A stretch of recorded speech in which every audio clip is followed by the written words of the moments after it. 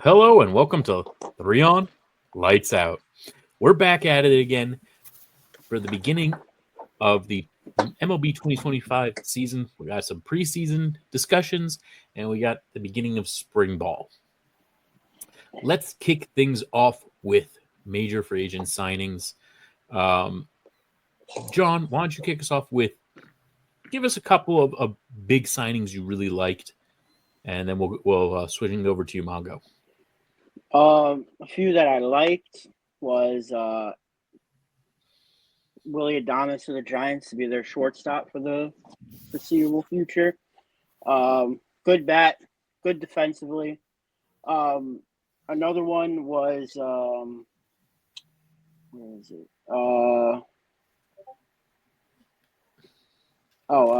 Anthony Santander to the Blue Jays.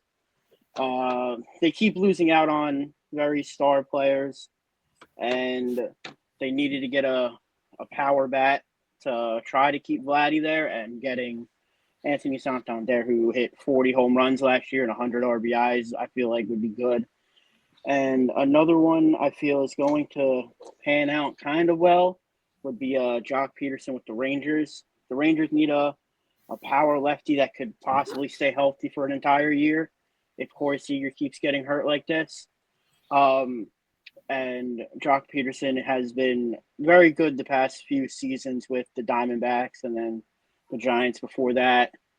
So I like that signing. And on the pitching side, not really much, but my favorite one out of all the pitchers would be Walker Buehler going to the Red Sox, getting him out of the Dodgers limelight and putting him in the Red Sox rotation that needs him. I feel like would be really good for Walker Buehler and his future in the MLB. Yeah, I mean those are good signings.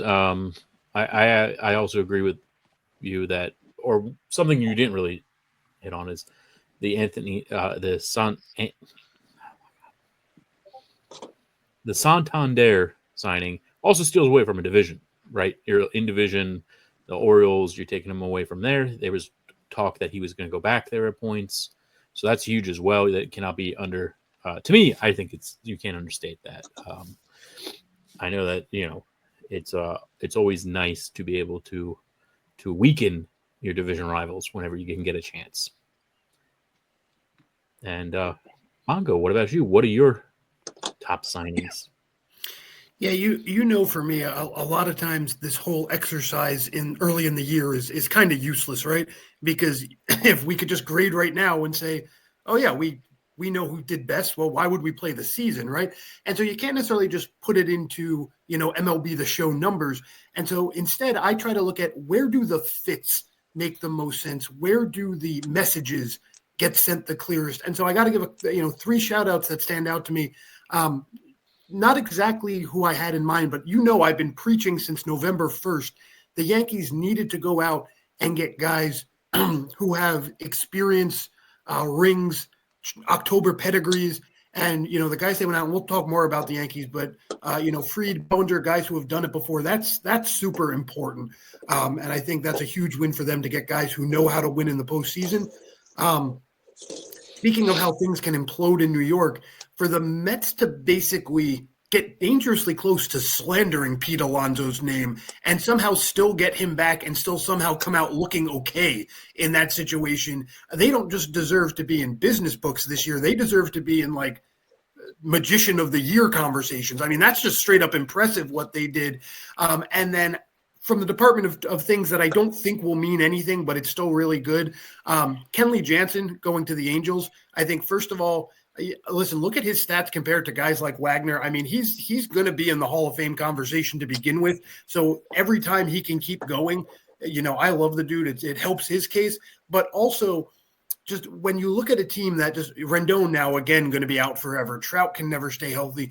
That team has just had nothing to get excited about, nothing to say, nothing to feel dependable about. And so to get, somebody who falls in the generational conversation when you're talking about closers, the fact that we're going to be having a Hall of Fame conversation about him in 6, 7, 8 years, that's a huge win for the Angels to get something that concrete. Even even if he's lost a step, even if he's getting up there in age, that's still a nice win culturally for the Angels as well. Yeah, and hopefully the Angels can have a bit of better luck in terms of health. I know already, with that they don't, but also news came. I don't know how true this is because the internet is crazy. But Mike Trout is officially moving to right field, is what I saw today. He said it. So that will be. That was a step that needed to happen at some point, and I personally, I really am just hoping that he can have a season where he plays like a majority of the season and has it shot at. And I don't know if this team's good enough, but at least has a shot at potentially making the postseason, because I think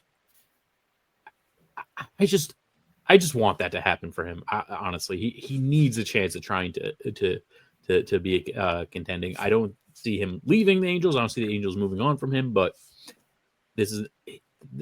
How many more years does he have? What is he? He's like 34. He's 33, and by the way, at this point has fallen behind Harper. Not a surprise, but Xander Bogaerts a bit of a surprise. Both 32 in career hits. Now, I'm not saying those guys are not also in the discussion of top players of this era, but at the same time, I mean, there was a time where he basically was going to be handed his key to Cooperstown on the day he announced his retirement. He's not even the surefire best player of this era by a mile anymore. I mean, he's getting passed by guys statistically. He's going to need to do something, in terms of having any form of postseason legacy, because we know he's one of the most beloved guys in the sport. He passes the the intangibles test. We know what his legacy is because we have a problem in this country of creating legacies before the story even ends, right? We like to know how the story is going to end. We already created his path, but he needs something to back that up because the stats are quickly fading, and his legacy is going to quickly become, closer to, the Strasburgs of the world, to a more extreme extent, the Don Mattingleys of the world, the guys that could have been great if they just could have kept it, together and actually stayed on the field. Yeah, and yeah. I mean, I still think he's going to make the Hall, but I do think that it might be one of those. He may. That's right. He was this guy who had a lot of potential, and just injuries just made it so he couldn't live up to them. But he still put up good enough numbers that he deserved to be in the Hall. We'll see. Obviously, postseason success really is going to hurt him, but I don't think that. I don't know. Maybe that will be enough for the voters, but that's not what we're talking about. But I do think that it would be nice I like that signing for the Angels. I think that the Angels, I'm hoping for something because I like the guy. And most people do, right? He genuinely seems like the face baseball wanted. And unfortunately his health has made it a little bit tough for baseball. So let's move on to what baseball doesn't want. The success of the New York Yankees. Listen, we love a good narrative in this country, and so we will continue to call them the evil empire as long as we can. But listen, they're the underdog this year. Let's make no mistake about it. It's Dodgers, it's field. If you're the Yankees, you're playing it like, hey, we can at least get to the World Series pretty easily. But make no mistake, you're just hoping you get the Dodgers. Even if you're in the NL, you're just hoping you get the Dodgers at a time where either someone is injured or 8 to 12 guys are all in a funk. But I mean, there is no discussion. I do not want to hear this evil empire discussion at the moment because literally the Yankees are part of the 29 hunters this year. There is only one hunted. Let's just get that narrative real clear this year. I will say this. I want, obviously, like most Yankee fans initially, was not thrilled that we lost out on Juan Soto. I have not necessarily changed. I'm still not thrilled about it, but their signings have soothed it a bit. I love Cody Bellinger trade. Max Fried was, they did need help in their pitching, shoring up that starting rotation. Obviously, you have to hope that he's able to stay healthy, but that you can pretty much say about any player technically, right? Like at any point, a player could just, break down. So, it's a gamble, but it's a gamble that's worth taking when you have someone like Mago was saying, with such pedigree of postseason success as well. and just experience being there. The Yankees need that added onto this team. I think that the additions in general the Yankees made, this team is not worse than they were last year. It's always tough to lose a 25-year-old star, potential superstar who has such a high ceiling. But at least they did get bring in right. Again, I don't think I'm wrong. I might be wrong on this, but they did bring in a former MVP, right? Cody Bellinger did win the MVP. I'm not yep. And he still They actually is brought in under. two. They did. Paul, Who's the other? Yeah, Paul Goldschmidt won in 2022. Oh well, they have four MVPs in the lineup. Yeah, but I was gonna say under 30. Well, then they only have one MVP in the lineup. But yes,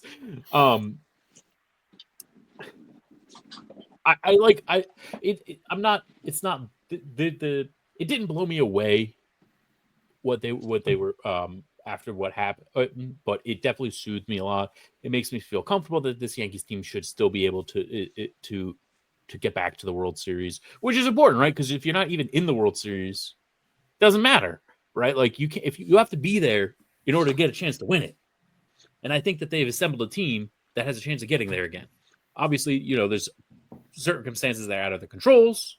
I'm still not thrilled with Boone, and now they're going to extend Boone.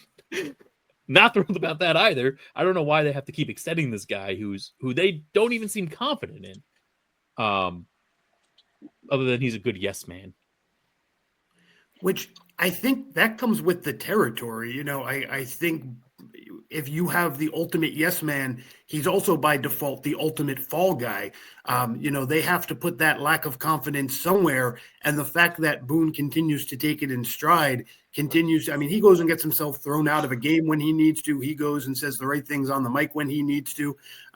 He goes and protects the right guys when he needs to. I mean, I love the retention of Aaron Boone. Now, listen, there is a fine line between acceptable and irreplaceable, and they obviously mean very different things, but a lot of times we make those things to be synonymous in sports. Oh, they re-signed the guy, so he must be untouchable. No, Aaron Boone is great because there's nothing better. If they said, if Dave Roberts suddenly got fired and, they said, we're not going to touch Roberts because we have Boone, the Dave Roberts of the AL. No, you don't. You have Aaron Boone, who is very good for what you need, and that's about it. And so, listen, as long as there is no better, clearer, obvious choice, you can do a whole lot worse than Aaron Boone. And so I'm not, that's part of why they keep extending him. You don't give a guy like that, a lifelong contract, I'm being facetious there, but a long-term contract, because you want to have the freedom to get away from him if you need to.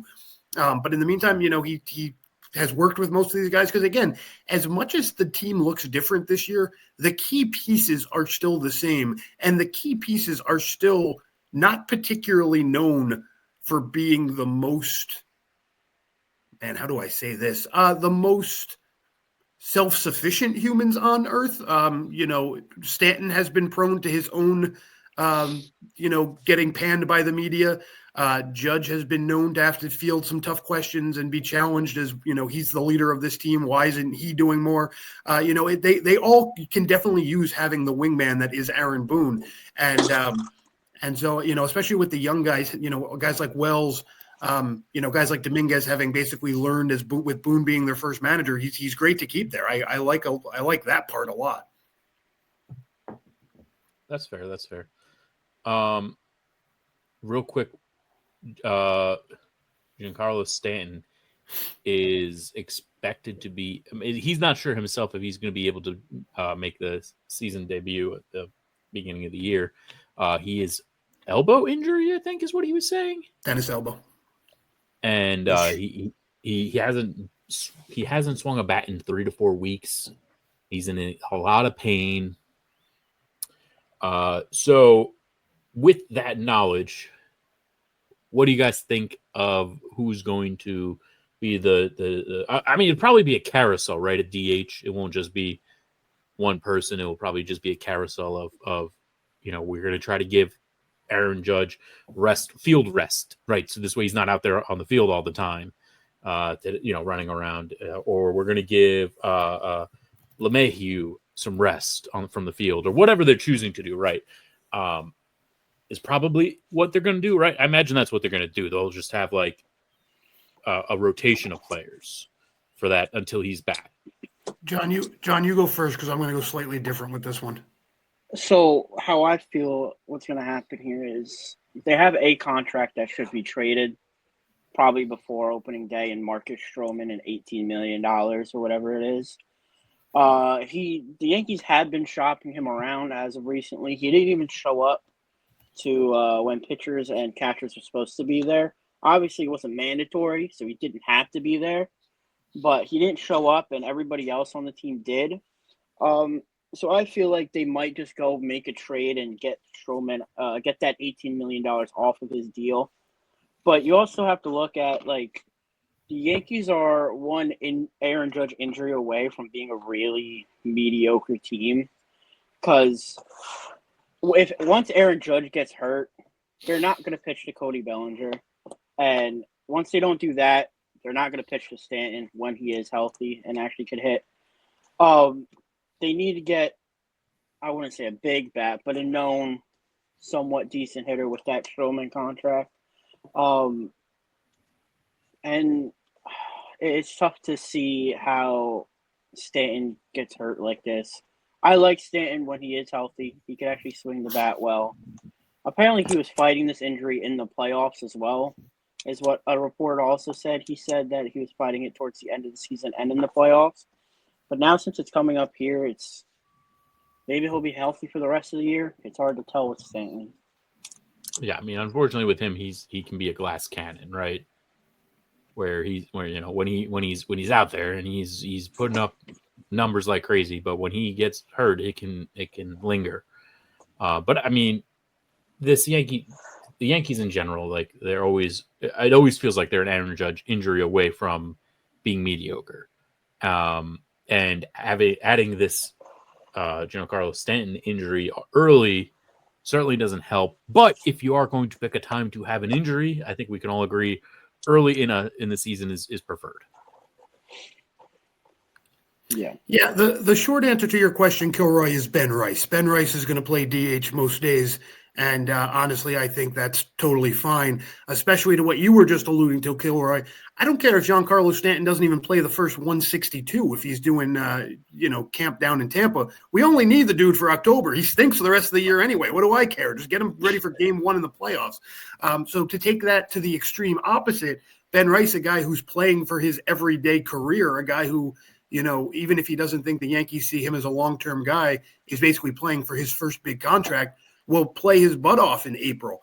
And so I think that's a perfect solution for that. I do think the Yankees, by the way, John, I want nothing more than to be wrong about what I'm about to say, but Stroman, you're basically getting any warm body back, and you're also eating most of his contract. That trade will ultimately be just to get him off the books.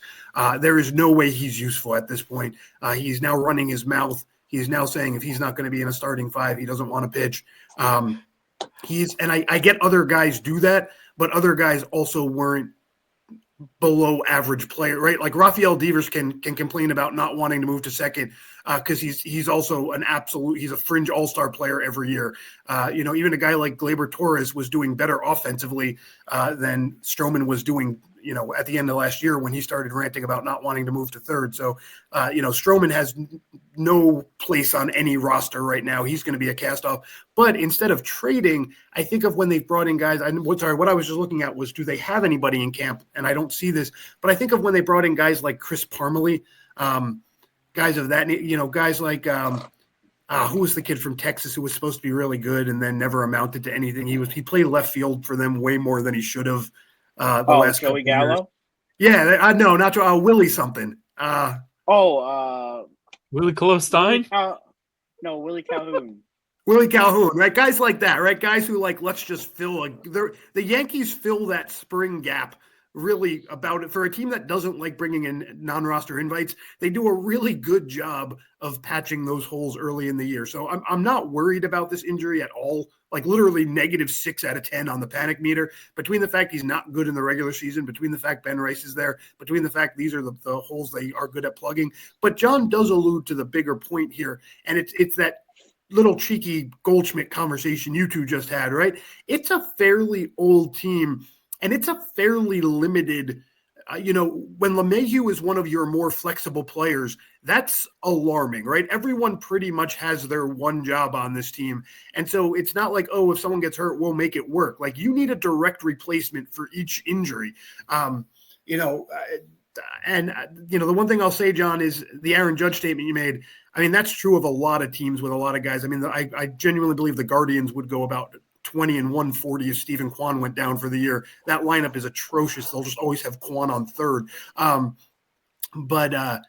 But no, in general, I do worry. I'm going to get ahead of myself. My two big worries with this team are their lack of veteran depth. And Devin Williams also feels like the flashy add here. My thing all along. I wanted them to add proven low-cost commodities in the bullpen who have been to October before. Instead they got Devin Williams, who, yes, quenches the thirst of the average Yankee fan.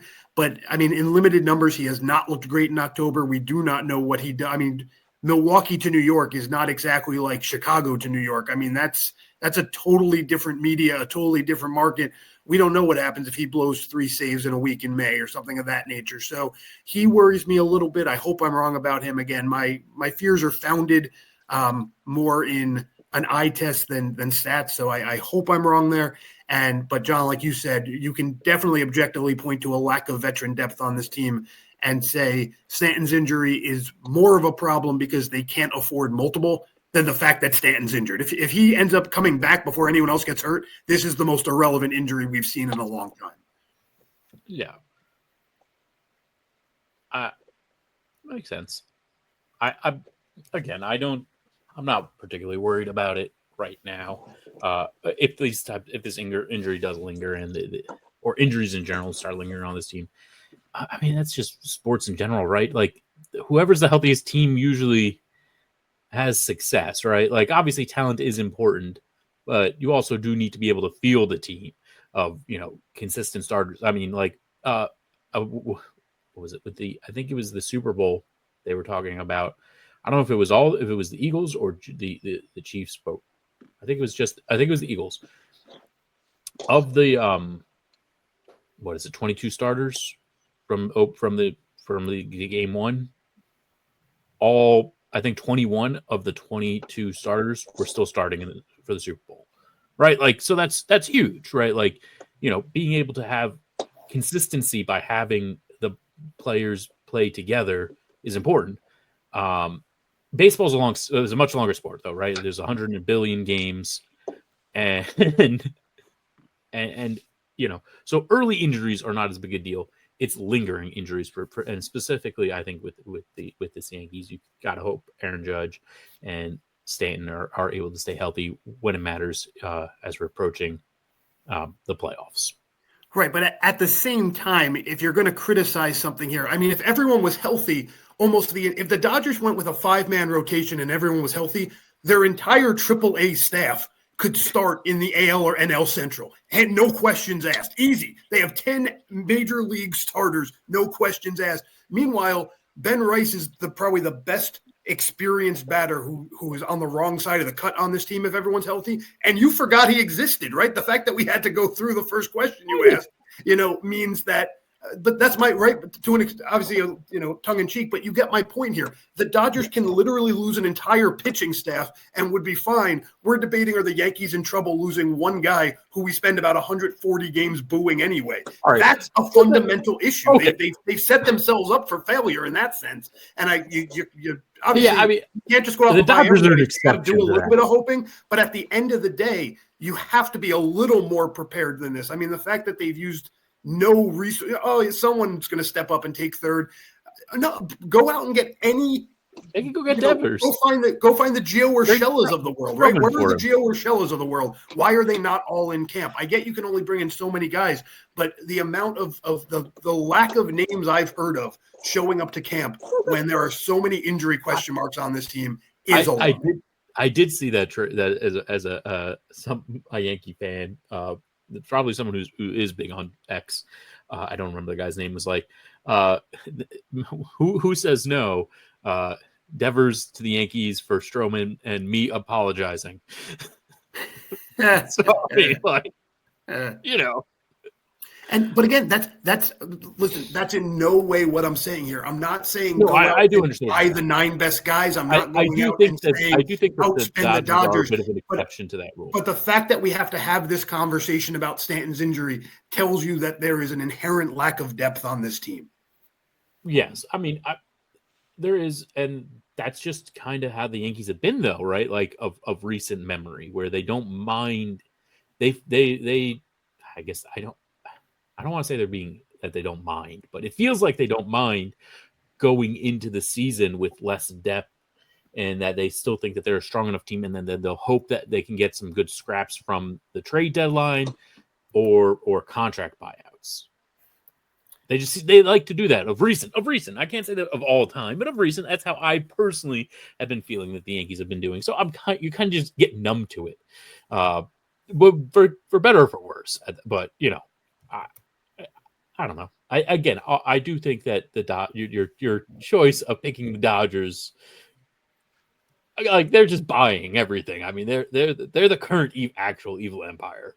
But at the same time, do you believe I could go out there somewhere on this planet right now and find an MLB power ranking that has the Yankees at 2?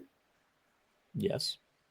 Then you have to be looking and saying, how do I move up, right? You have to be looking forward in this world. So if you're the Yankees and somewhere on earth you're ranked at 2 and everyone on earth has the Dodgers ranked at 1, you have to be saying, what are they doing that we're not? And what they're doing is deferring contracts, basically wrapping themselves in bubble wrap, right? They are so ironclad right now, and the Yankees are so susceptible to an implosion. Now, again, I hope everything works out, and I'm with you, Kilroy. Listen, guys like Trent Grisham are exactly what what I'm talking about, right? Guys who can play all 3 if needed, guys who can go 1 for 3 with a sack bunt on any given night, but not guys I want starting 120 games, right? Those are the guys. You can find guys of Trent Grisham talent sitting around right now, infielders who you could be bringing in to at least take a flyer on in camp. And they, as of up until this point, they have not. And if you have to just pay Stroman's contract away to free up the spot to start bringing in guys, I would do that immediately, because somebody who could fill in at third is going to be way more valuable than Marcus Stroman just yapping at the media for 2 weeks until we figure out until we wait for somebody to get injured so we can say, oh, we got a minor league, we got a AA second baseman for him. All right. Yeah. We waited and we won. This is not the time to win. This is the time to free up that roster spot and get some depth. Yeah, we'll see. We'll see how it plays out. What are you guys' thoughts, real quick, on? You did touch on a little bit on the Mets and they. Do you guys think? I mean, because obviously everyone's looking up to the Dodgers, right? Like, this team is ridiculous. They've been these deferrals and potential collusion, which I guess is not really against. It's not real collusion because there's nothing. It feels like it, though. It sure feels like there's a lot of collusion going on with these with some of these additions that they're making. But what are your thoughts on the Mets? Do they actually have a legitimate chance, or did they just get hot last year and are taking a chance by bringing in Juan Soto? And I forget. I think they brought in a couple pitchers too. I can't remember off the top of my head. Do you think that they legitimately have a shot at beating the Dodgers, or do you think that they just are? Can they even beat the Braves? Yeah. So what are you guys' thoughts on that? Go for it, John. I think the Mets are the third best team even in that division. I still will pick the Braves over them. Once Ronald Acuna is healthy and Spencer Strider are healthy, they're getting their ace back basically, and they're getting their star player back. And then you have to beat the Phillies to be good, basically. Zach Wheeler has been dominant ever since he's went over to the Phillies. I can't remember their other pitcher's name. Also, Ranger Suarez has been decent. They've been good, and then they have a young kid who looks to be healthy this year. Bryce Harper looking decent. You got to beat the teams in your division, and they haven't really done that to the Braves too often. They haven't done it to the Phillies that often. I know they beat them in the playoffs this year, but I'm still picking the Phillies over the Mets, and I'm still going to pick the Braves over them. And the Nationals did end up getting better. They picked up a few pieces. Their players are going to be healthy. The team actually looked pretty decent last year. I know they didn't win much, but they look good. Um, I don't think they could beat the Dodgers. I think they kind of got lucky from how they faced every team. Yeah, overall, I'm with John here. Again, ESPN, MLB Network, they pay these guys millions upon millions of dollars to talk like we're doing right now for months in the offseason, which should tell you this isn't something you can just look at statistics and have a clue what you're doing. Otherwise, they would pay guys like us who would do it for virtually nothing, to just sit here and tell you exactly what's going to happen. So you can't just necessarily look at these flashy signings, all this money being thrown, all these years being thrown, all these home runs that came in and say, oh, this is going to somehow make them better. I look at it actually the other way. I look at Philadelphia doing exactly what I wanted the Yankees to do with their bullpen, bringing in Jordan Romano, bringing in Joe Ross, guys with, guys on low-cost contracts, guys who know their roles, right? Romano is a closer. He's coming off an injury, but he's a closer. Joe Ross has a ring. He knows what to do in October. Those are guys who speak volumes to me about how confident Philadelphia is. And the Braves doing almost nothing should tell you that they feel very good about what's going on in their medical offices. And I'm with you, John. Those guys coming back is worth more than anything they could have done in the offseason anyway. So the Braves and Phillies give vibes of we know we're right there. And meanwhile, you have the Mets. Yes, they objectively got better. There are just more statistics in the room. But that more reeks of we're still just pushing buttons and seeing what happens. Even teams like that traditionally take a few years to kind of get those supporting pieces in, to get that depth, to get those, oh, look at that. We thought he'd be great batting fifth. Turns out he's better batting seventh, whatever it might be. It takes some time when you make changes like that. So I'm with John. I do have the Mets third in this division. Do I think they can outpower their way through any playoff series? Yeah. But at the same time, the branding these three teams are sending alone suggests that if I was betting, I'd be more inclined to think, the Braves or the Phillies are going to win this division over the Mets. And at the end of the day, I do think none of them really have an objective chance to beat the Dodgers. Now, again, you never know. Betts goes 0 for 14 in a series. Freeman gets hurt, somehow more hurt than he did last year and actually can't be a hero. You never know. But power rankings wise, I probably have the Mets. To me, the more fun question that we could spend an hour on if we wanted to is, do I have the Mets fourth or fifth in the NL? Have I put them ahead of the Padres at this point? I think that's a fairer question because the Padres also kind of had a what are we doing here sort of offseason that makes them sort of in that level of feisty, spicy, but not necessarily giving me much confidence. But overall, I would put the Braves and Phillies ahead of them. Fair enough. Mongo, you ready for your Mongo rant of the whatever? Yeah, I'm gonna keep this short. I know we're up against the clock, but I really want to get on the record here because I think I'm right on something, but it does come with a sort of caveat. Hey, Billy Wagner, CC Sabathia, Ichiro in the Hall of Fame, and I could not agree more with all three of these. I think CC is the exact definition of guys who did it right. I think you two know my take. I always think the Hall of Fame question you need to ask if you have any doubt is this somebody I would want to tell my grandkids about at a museum one day? And Sabathia is such a part of the last 20, 15 years of Major League history. He belongs there, no questions asked. Ichiro I'll talk about in a minute. Billy Wagner, if anyone wants to call me out in the comments, I'm looking at you. Cam's a longtime listener of ours, Cam up in Bloomfield. He calls me out sometimes. Go back 2-3 years. I was against Billy Wagner. And just to make it clear, I think he belonged in, but I think he deserved to wait. And I think there's almost something poetic about him getting in at the end of his trial, so to speak. Because remember, the big knock against Billy Wagner is he actively took himself out when he was still relatively at the top of his game because he wanted to spend more time with his kids. And listen, I get that with his family. I get that. I respect that. I love that. I appreciate that. I support anyone who, doesn't put business decisions ahead of, emotional decisions like that.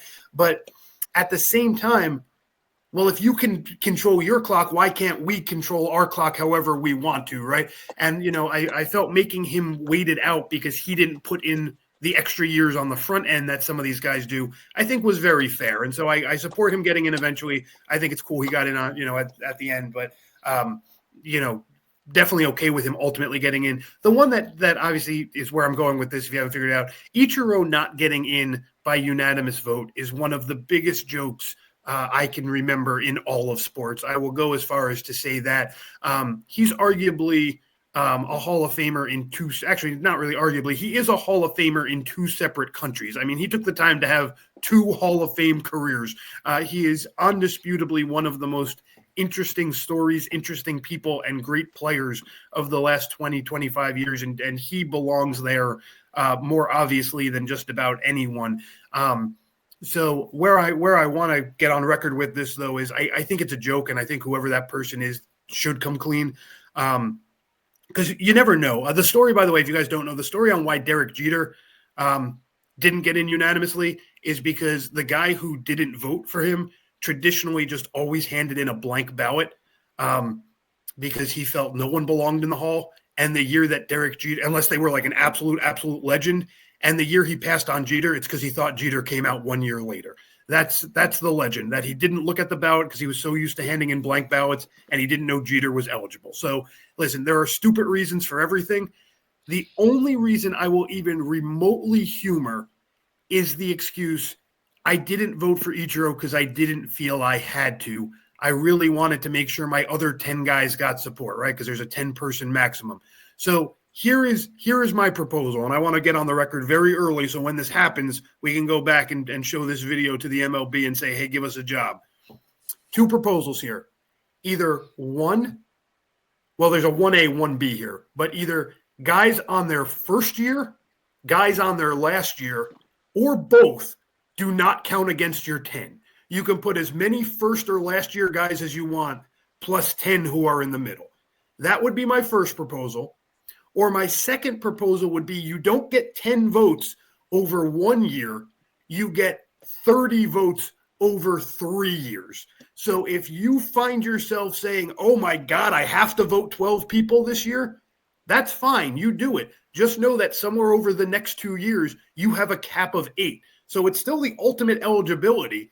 It's still ultimately you're allowed to vote for 30 guys every 3 years. But if you have to literally go into debt for a year to make sure that 11th guy gets your vote, go ahead and do it. But those would be my two proposals, because any other excuse for not voting for Ichiro, that guy or woman deserves to have their vote taken away immediately. If you were getting cute and playing it Survivor style, well, those two proposals fix that. So I just wanted to get on the record with that. But overall, 3 guys who definitely belonged on, 3 guys who were in the right order in terms of their percentages. I have no problems generally with what happened, but Ichiro really needs to be an eye-opener here, that there is something fundamentally wrong with the rules of how people can vote.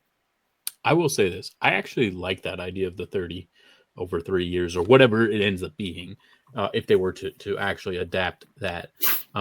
There's some years where you're like, you just don't want to vote for anyone also, right? Like, right. You're like, oh, I'll take the crab juice. And, this does help with that, right? In a way of like, oh, I can, I actually like that one a lot. I really think that could actually be maybe up. I don't necessarily, I don't know. I don't know if I like the idea of you're only allowed to have 10 votes in general on a ballot, but I also don't know, because I just don't know the details. How is that like the limit with this football and basketball have a limit on how many you're allowed to vote for as well? Or is it just like, no, I think this person should be in? I have no idea. We can do our research for next time. If you're out there watching and you're as vehemently angry about the basketball or football Hall of Fame as I get about baseball every year, feel free to let us know. I know football has to be a little bit different because football votes down to finalists, right? So yeah. There's got to be some sort of process within their own process. And then basketball's its own level of bizarre because contributions to the game tend to hold more weight. So you might see like 2 NBA players, a WNBA player, 2 refs, and an owner, and like the 1962 Warriors, all get in as one entity or something bizarre like that. You can go in as multiple different things, right? You can go in as a player, a coach, and an owner, technically. Yeah, it's kind of like the WWE Hall of Fame in that sense, where you can get in as part of a faction, part of a tag, part of a and as a wrestler. So, definitely they're each a little bit unique. And listen, that's why I'm not saying tear it down, right? I like that each one does its own thing, and it would be really hard to take away the 10 completely because you'd have so many people saying, "Well, I would have got in faster, I would have got a higher vote if if the rules were different back then." I mean, you'd be setting yourself up for future complaints. But you can make tweaks to avoid this situation. It's so my thing with that is, and I don't want to end on this, but I'm going to end on this is okay. Just because it wasn't a thing then doesn't mean that we can't improve for the future in that sense.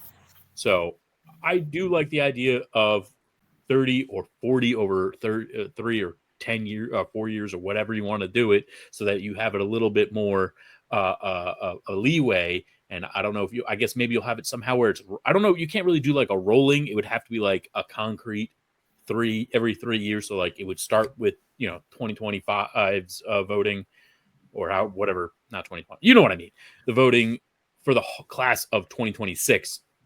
Because honestly, that then builds in a check and balance every 3 years. Like instead of you being a lifelong card holder, every 3 years you get your votes, audited. Basically, do you deserve to stay on as a voter the next 3 years? You could certainly do that. Or every third one, every ninth they're going to audit you or something, so it's less work for them, or whatever.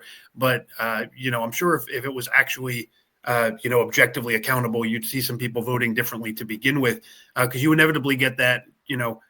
And again, I don't know how true this is, but immediately when a lifelong Red Sox gets lower votes than you think, immediately what do you hear right away? Oh, the Yankee writers didn't vote for him, right? It's always made subjective right away. And while it's obviously it's a museum, at the end of the day, it's going to have some subjectivity to what belongs in it, right? It would be nice if it was a little bit more, concrete as to how were people making their decisions, for sure. That's true. All right, everyone. Thank you so much for joining us today. Remember, like, share, subscribe, comment down below what you would do to change the Hall of Fame voting. What you would do, what you think of the signings this MLB offseason, and what you're most excited about for this upcoming year. We'll catch you guys next time. Love y'all.